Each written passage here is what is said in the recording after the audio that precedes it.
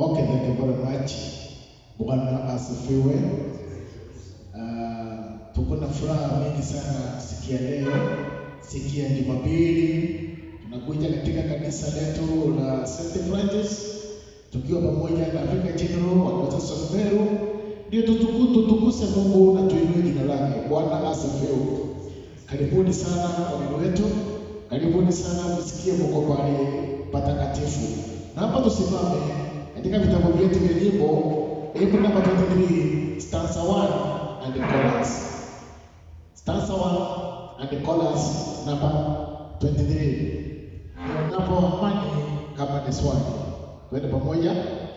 Nionapo amani kama shwari, amani nionapo shida, kwa mambo yote umenijulisha, ni salama rohoni mwangu. Twaimba salama moyoni, ni salama moyoni mwangu. Tutaendelea na kuomba. Baba Mwenyezi na mwenye rehema, twahimidi jina lako Baba wetu, kwa vile Bwana umetubariki na siku mpya ukatuleta katika kanisa lako takatifu. Ndio Baba wetu wa neema, tusikie neno lako takatifu. Baba, tunaomba uanze nasi na umalizie nasi, na hivyo kama tumeomba katika jina la Baba, Mwana na Roho Mtakatifu. Amen. Bwana Yesu akae nanyi. Tumekusanyika hapa kwa nguvu za Roho Mtakatifu tulisifu jina takatifu la Bwana wetu Yesu Kristo na kusikia neno lake takatifu. Tumekuja tusikiane habari njema za utukufu na neema zake, pia kuomba mahitaji yetu na yao wanaoteseka kote duniani. Kadhalika tufurahi katika pendo na amani yake, tuwaridhi wa baraka za Mungu. Tumefanywa upya kwa njia ya Roho Mtakatifu. Tatiwa moja katika Kristo. Tutaendelea na kuomba, tuombee serikali yetu ya Kenya. Na tuombe. Tunakushukuru Baba wa rehema kwa ajili ya wema wako na fadhili zako. Asante Mfalme kwa sababu ya baraka ya siku ya leo. Siku ambayo mfalme wa Israeli hatujawahi ona tena, lakini kwa neema yako ukatupa uhai wa siku ya leo, ili nasi tuweze kukusifu na kukuinua. Pokea sifa zetu asubuhi ya leo Mfalme, kwa sababu umekuwa mwaminifu katika maisha yetu, umetuonekania katika shughuli zetu zote. Ingawa kuna mambo mengi ambayo yanatuzuia katika ulimwengu huu, bado uko katika kiti chako cha enzi, na ndiyo maana tunasema ya kwamba unastahili sifa na utukufu kwa Mfalme. Asubuhi ya leo Mfalme, tumenyenyekea sana mbele ya kiti chako. Zaidi yote tulisema ya kwamba unatujua vyema na unatujali sisi kama wana wako Mfalme. Asante Jehova kwa sababu ya baraka mingi ambazo umetubariki nazo. Asante Jehova kwa sababu ya baraka Mungu umetubariki nazo. Asante Mfalme kwa sababu ya serikali yetu ya Kenya ambayo iko katika mikononi mwako. Wakati huu kuna janga la korona Mfalme wa Israeli, wamejitahidi na mambo mingi sana ili kukabiliana na hii ugonjwa wa korona Mfalme, lakini tunajua ya kwamba kwa neema yako yote yataenda kuisha Mfalme wa Israeli. Asante kwa sababu umekuwa mwaminifu na umekuwa pamoja na wao katika juhudi. Na zaidi yote tunajua ya kwamba utawatendea wema wanaponena neno lako Mfalme wa Israeli kana kwenda ndani. Na hayo ndio tunajua ya kwamba kuna mengi kuja kuuliza Mfalme, lakini yote unayajua na utaenda kubariki na kuinua. Na ni kwa Yesu Kristo kwa maana tunaomba. Amen. Tunaombea mahitaji mbalimbali. Mfariji mwema unaojua siri za roho zetu, nakuja mbele zako Baba wetu wa neema, letea sisi zetu mbalimbali. Wajua kwamba Baba wetu wa neema, wakati kama huu Baba wetu wa mbinguni, hatukutaniki katika makanisa kwa sababu milango ilifungwa kwa sababu ya ugonjwa unaitwa COVID-19. Baba wetu wa neema, kuna wale wamewekwa katika hospitali mbalimbali. Bwana, watembelee pahali popote walipo, uguse na mkono wako wa kiume. Waweze kusikia sauti yako Baba wetu wa neema, wamepona na warudi nyumbani mwao. Baba, tunakushukuru Bwana na kusema ni asante. Tukumbuka hata wale wagonjwa na wako nyumbani, Bwana watembelee pale popote wapo. Tunajua wana nguvu za kwenda hospitali, hawana pesa na mambo yao, baba ile ndio baba wetu wa neema. Na wao watembelee baba wetu wa mbinguni, kila mmoja pahali hapo, uguze na mkono wako wa kiume. Na Bwana tukisema sikia Bwana amekuja ufuta wako. Bila umemtendea niuliza Bwana wetu wa mbinguni. Basi tunakushukuru Bwana na kusema ni asante. Bwana naombea familia zetu, Bwana naombea makasa yetu Bwana wetu wa mbinguni. Ututembelee baba wetu wa neema. Uwepo wako tuongoze katika njia yako baba wetu wa mbinguni. Na usitatu onekane ya Bwana. Nasi kama kanisa lako takatifu tutakushukuru Bwana na kusema ni asante. Hivyo ndivyo tumeomba katika jina la Baba, Mwana na Roho Mtakatifu. Na kisha tunaombea kanisa kwa tunavyoongozwa na vipigeno. Na tuombe. Mwenyezi Mungu Baba ambaye uishie milele, tuko mbele yako kukushukuru kwa sababu ya wema wako na kwa sababu ya kanisa lako takatifu. Mungu Baba, wewe ndiye ulipeana neno ili liweze kupeanwa kwa watu wako. Wakati huu Mungu Baba, tunakumbuka viongozi wote wa kanisa zote ulimwengu wote. Mungu Baba, tunakuomba uwape amani, uwape uwezo wa kuhubiri neno lako, uwepe wa ushirikiano ili Mungu Baba waweze kushirikiana na watu wako. Wakati huu Mungu Baba, tuko na watumishi ambao wako chini ya viongozi wa kanisa, hasa tukikumbuka maaskofu wakuu, tukikumbuka maaskofu ambao wamesimamia kila uaskofu, na hasa tukikumbuka uaskofu wetu wa Meru. Mungu Baba, tunakuomba uendelee kwa maaskofu wetu wote jinsi ya kutuza kanisa lako. Na hasa Mungu Baba, tunakumbuka viongozi wengine kama makasisi, tunakumbuka viongozi ambao wamesimamia katika maparokia. Mungu Baba, endelea kuwapa ushirikiano wanapoeleza injili yako. Hasa tunakumbuka Mungu Baba wa Kristo, wale ambao wanahudumiwa Mungu Baba na watumishi. Tunakuomba Mungu Baba, wakati kama huu tuko na janga la ugonjwa wa COVID-19, Mungu Baba, wakati huu kanisa zimeweza kufungwa na wengine Mungu Baba wako majumbani, na Mungu Baba wafikiri na neno. Tunakuomba ufungue njia ili watu wako waweze kuungana pamoja katika manyumba yale Mungu Baba mama, waweze kushukuru na kutoa sadaka na pia kutoa shukrani kwa yale Mungu Baba umeweza kuwatendea. Mungu Baba, umetutendea mema, tunakushukuru kwa sababu hata kwa ibada zile zote zinatolewa katika online, zile zinatolewa katika television, katika radio. Mungu Baba, tunakuomba siwe sikipikisha neno ambalo litaweza kupa watu wako hekima, kupa watu wako comfort ambao itaweza kuwavumilisha wakati huu wa janga. Wewe ni Mungu mwaminifu, wewe ni Mungu tunakupenda, wewe ni Mungu tutaendelea kutamani kila wakati kwa sababu ni Mungu wetu. Tunaomba hayo katika jina la Yesu Kristo uliye mkombozi wetu. Amina. Tutaimba wimbo namba 23, stanza namba 1 na stanza namba 3 tunapotayarisha mhubiri kusikia neno la sikia leo. Ingawa Shetani atanitesa, nitajipa moyo, kwani Kristo ameona unyonge wangu, amekufa kwa roho yangu. Salama rohoni, ni salama rohoni mwangu. Salama rohoni, ni salama rohoni mwangu. Zangu zote wala si nusu, zimewekwa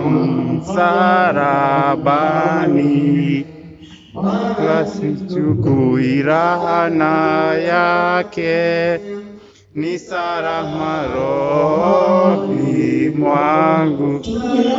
Salama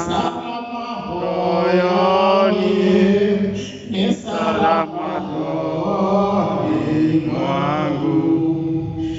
Bwana, himiza Siku ya kuja panda itakapolia, utakaposhuka sitaogopa, ni salama rohoni mwangu. Twaimba salama, salama rohoni, ni salama rohoni mwangu.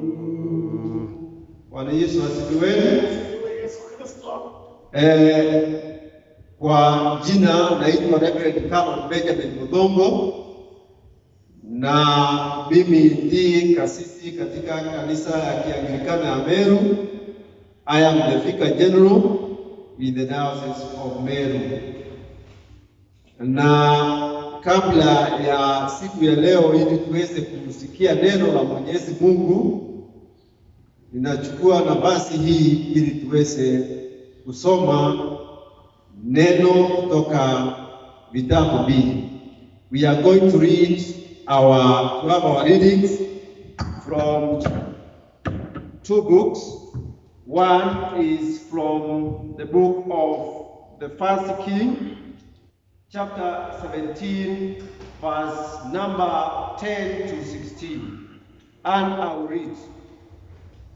So Elijah went to Seraph. When he reached the town gate, he saw a widow gathering wood for fire. Elijah asked her, "Would you bring me a little water in a cup, so I may have a drink?" As he was going to get his water, Elijah said, "Please bring me a piece of bread too." The woman answered, "As surely as the Lord your God lives, I have no bread. I have only a handful of flour in a jar, and only a little olive oil in a jar. I came here to gather some wood so I could go home and cook our last meal. My son and I will eat it and then die from hunger." "Don't worry," Elijah said to her. "Go home and cook your food as you have said. But first make a small loaf of bread from the flour you have and bring it to me. Then cook something for yourself and your son. The Lord God of Israel says, the jar of flour will never be empty, and the jar will always have oil in it, until the day the Lord send rain to the land." So the woman went home and did what Elijah told her to do. And the woman and her son and Elijah had enough food every day.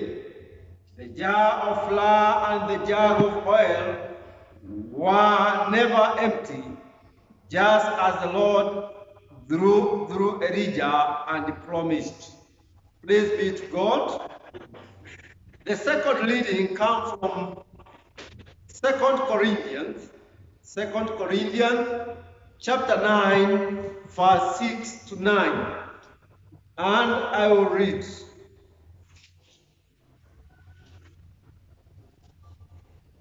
"Remember this, the person who plants a little will have a small harvest, but the person who plants a lot will have a big harvest. Each one should give as you have decided in your heart to give. You should not be sad when you give, and you should not give because you feel forced to give. God loves the person who gives happily, and God can give you more blessings than you need. Then you will always have plenty of everything, enough to give to every good work. It is written in the scripture, He gives freely to the poor. The things He does are right and will continue forever. Praise be to God. Amen. Before we pray, I would like I sing one stanza of Chaku Mtegemea Mwokozi in the book za Tenzi za Rohoni. Kumtegemea Mwokozi kwangu tamu kabisa, kukubali neno lake nina raha moyoni. Yesu, Yesu namwamini, nimemwona thabiti. Yesu, Yesu yu thamani, ahadi zake kweli. Let's pray. Our mighty and everlasting Father, we thank you for your word. We call upon you, Lord, to guide me, strengthen my voice as I share, Lord, this word with your people. Let it be a blessing to me and to them, so that, Lord, we can live worshiping you and glorifying your name. We trust in you when we are here in church and when we are out of the church at home, because you are God. We have asked this, trusting in Jesus' name, we pray. Amen. Our theme for today, from the readings which we have read from the two books, is don't be afraid, or don't worry, for God is in control. Now, from the story which we have read about Elijah was a major prophet in Israel. And God had sent Elijah to Israel and Judah. And the reason why he had sent Elijah to Israel and Judah is to warn them of the things which they had done. They had turned away from God. They had started doing evil things, which were done by the leaders and also by the priests, and also the people of the two nations. And God was not happy because they had failed to trust God.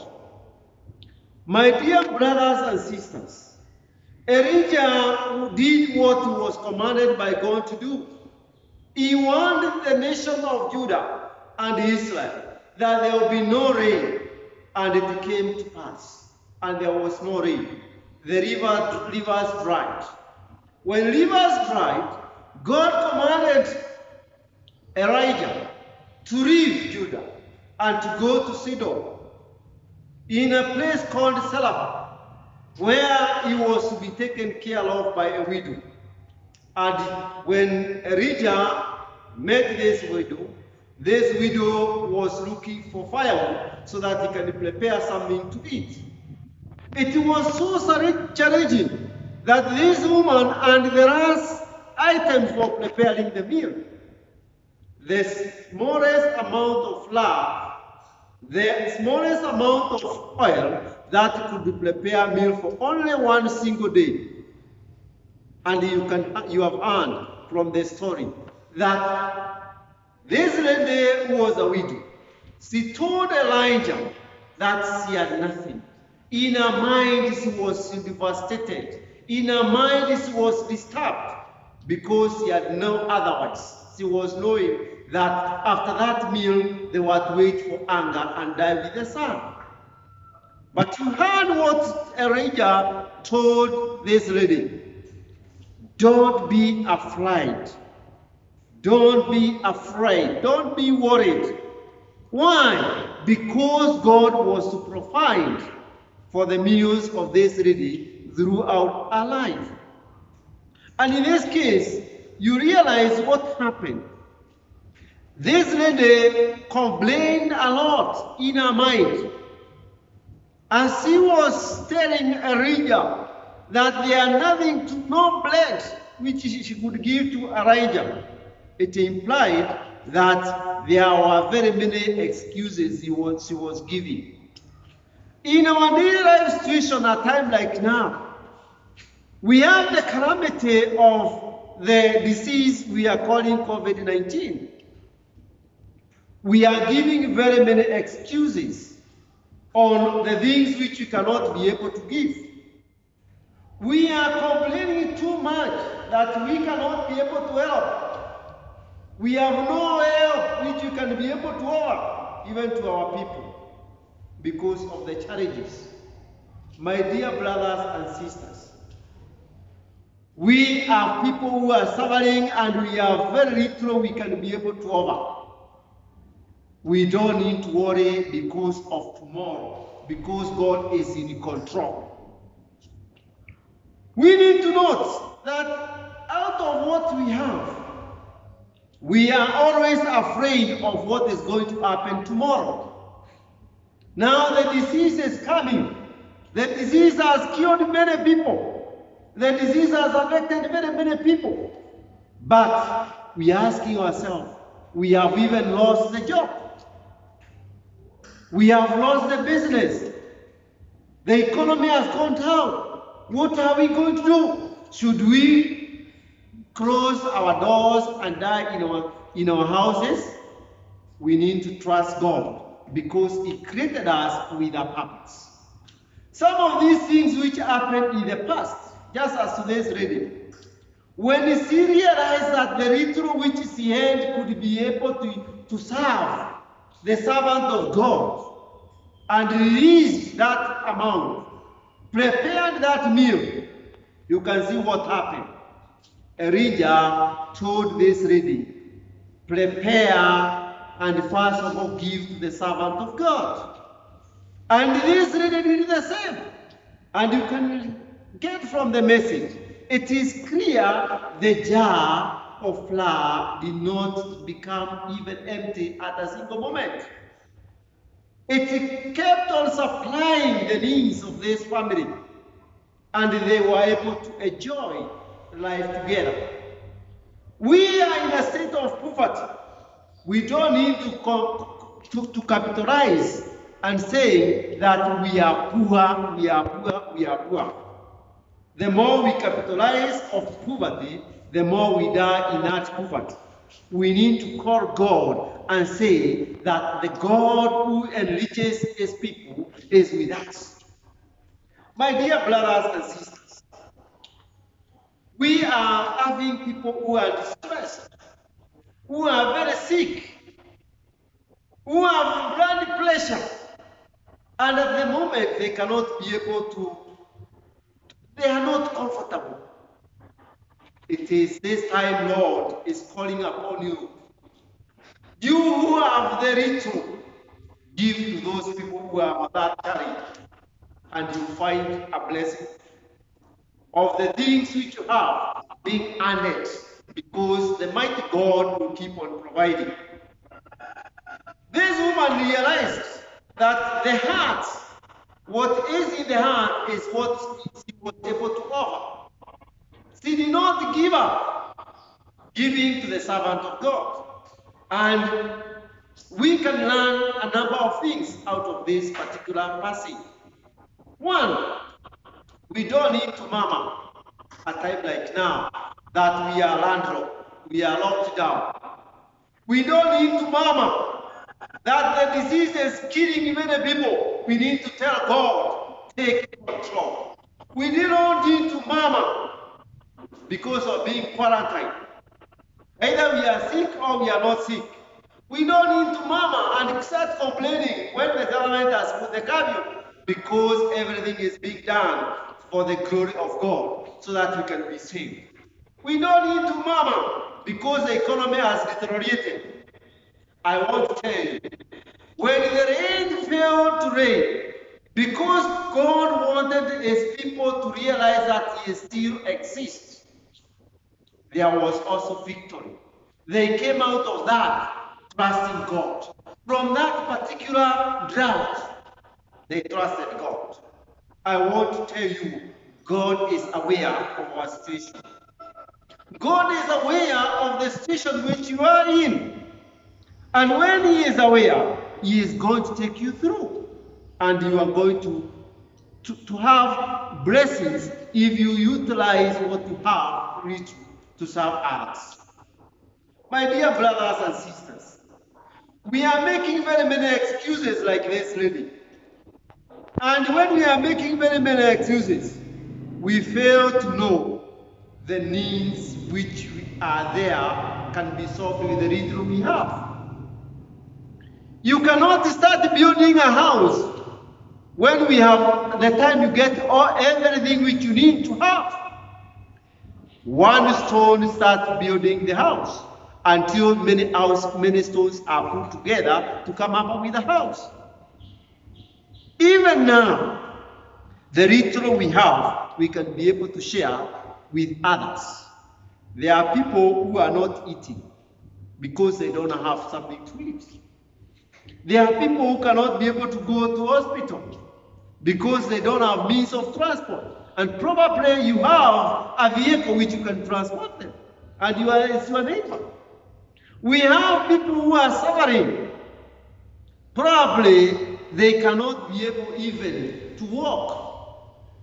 Why can't you buy something for them and take them to their houses? It is good to take care of our colleagues. My dear brothers and sisters, we can make a phone call to our colleagues and you can comfort those ones who are even locked down. You can even make a phone call and comfort those families which are breaking down. Because at this particular time, many things are occurring. Everybody is disturbed in the whole world. We don't need to die, all of us, in the same boat. We need to encourage one another. The little you have can be able to support. I'll take you through the story of the Samaritan man. The Samaritan man who found the man as he was going from Jerusalem to Jericho.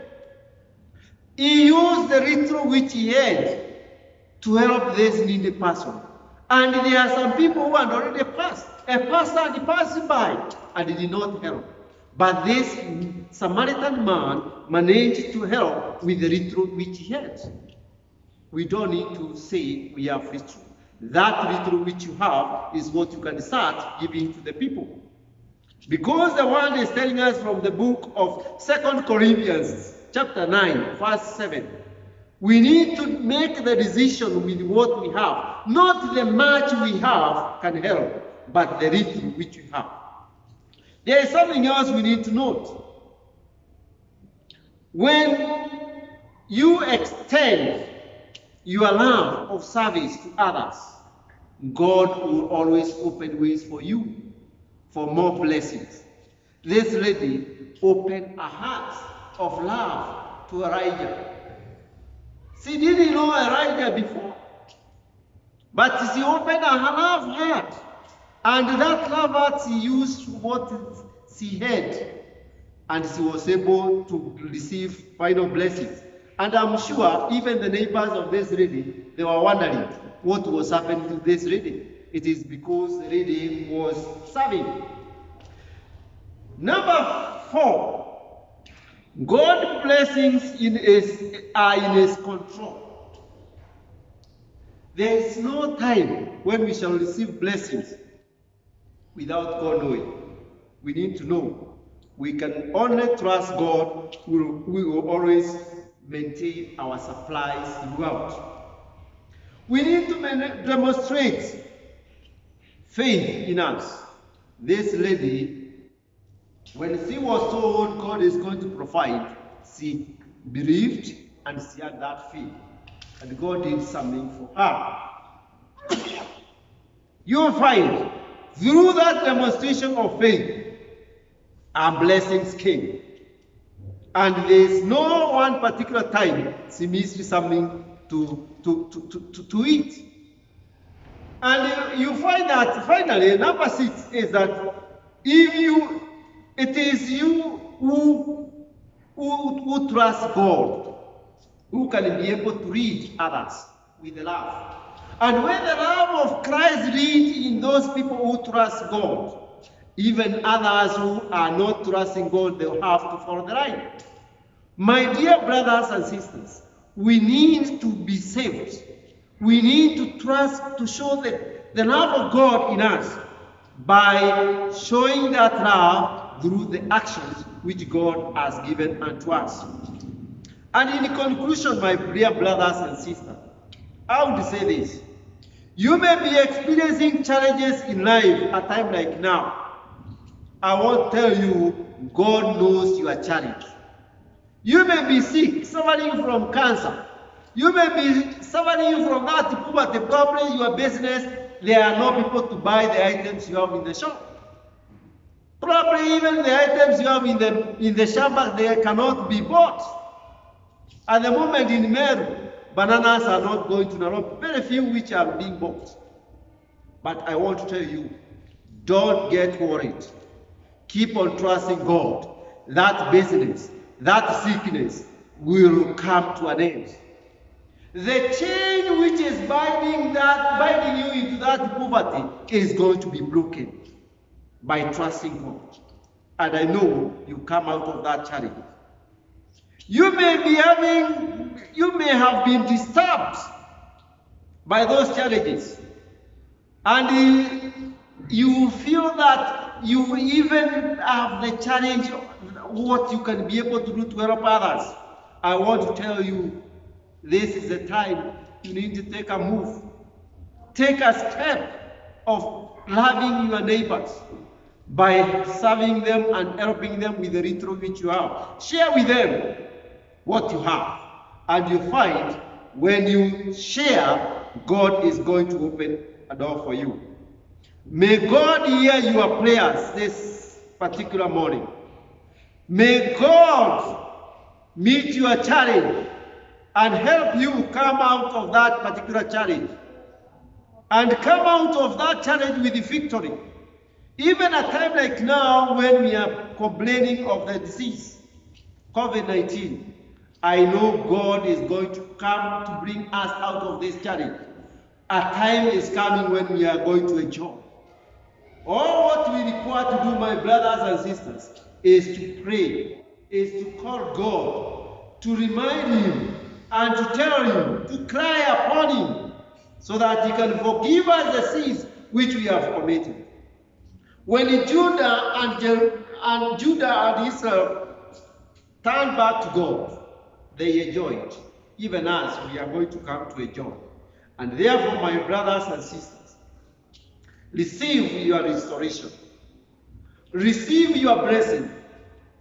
And in the mighty name of Jesus, may you stay safe, guarded from all diseases and calamities. In the name of the Father, the Son, and the Holy Spirit. Amen.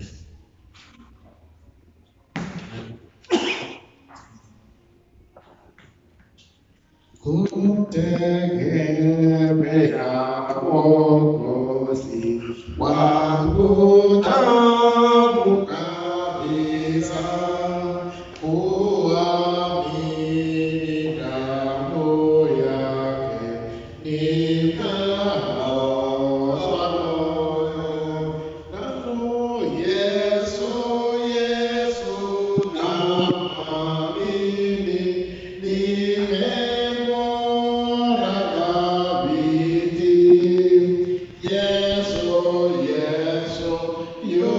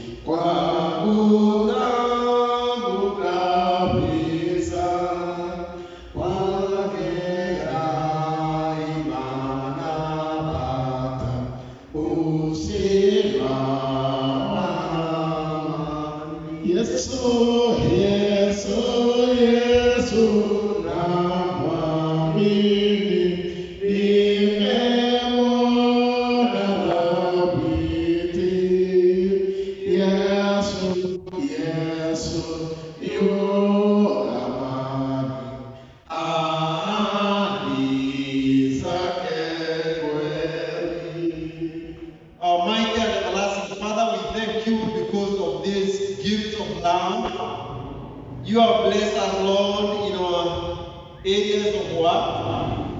You have blessed us in our families, and we thank you, Lord, through these gifts. For this, Almighty Lord, we commit it unto you, so that they will be used well in your church for the service which we have. In Jesus' name we pray.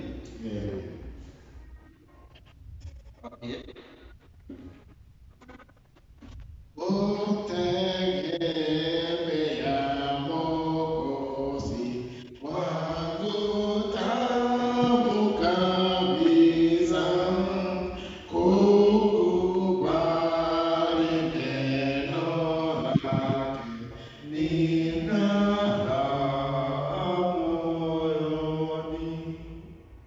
May the Lord of the armies bless your cloth, your maize and beans, your potatoes, your tea and coffee. May the Lord of creation bless your animals, your cattle and your sheep, your goats, your chickens and pigs. May the Lord of all life bless your families, your husbands and wives, your sons and daughters, your brothers and sisters. May the Lord of mercy have compassion on you, on all our sick ones in hospitals and at home, all who mourn your loved ones, and all orphans and widows. And the blessing of God Almighty, the Father, the Son, and the Holy Spirit be among you and remain with you always. Amen. Namba 103, Kahanami ni usiku tena. Kahanami usiku tena. Usianze gizani Bwana. Msaada wako haukomi. Mimi peke yangu Kahanami usiku tena. Usianze gizani Bwana, msaada wako haukomi. Mimi peke yangu Kahanami.